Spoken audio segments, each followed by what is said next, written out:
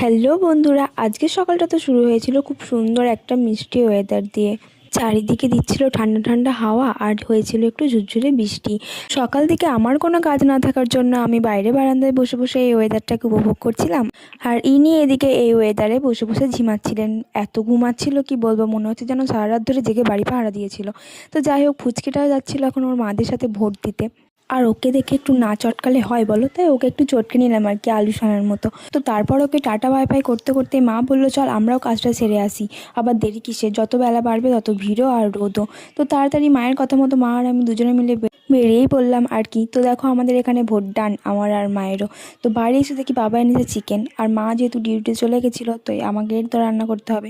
তাই বোনকে বললাম তুই এটা ধুয়ে দে ভালো করে, আর আমি এদিকেও রান্নার জোগাড়টা করতে থাকি। আর এসব ভালো আমার থেকে ধুতে বোনই পারে মায়ের পরে, তাই এই সুযোগটার একটু সদ্ব্যবহার করলাম আর কি। আর দেখো ও ওদিকে মাংসটা ধুচ্ছিল আর আমি ততক্ষণ এদিকে এগুলো জোগাড় করছিলাম। প্রথমে আমি দেখতেই পেলে পেঁয়াজগুলোকে কেটে নিয়ে তারপর রসুনটাকে ছাড়িয়ে আমি থেতো করে নিলাম। তারপর এখানে শিলনোড়ায় আমি মশলাটা বেটে নিচ্ছিলাম।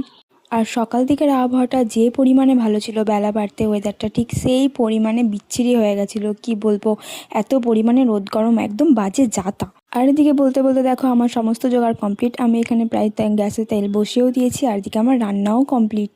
আর নিজের রান্নার টেস্ট তো আমি একদম বুঝতে পারি না, তাই ভাইকে দিয়েছিলাম টেস্ট করে বলতে, ও দেখো দেখিয়ে দিয়ে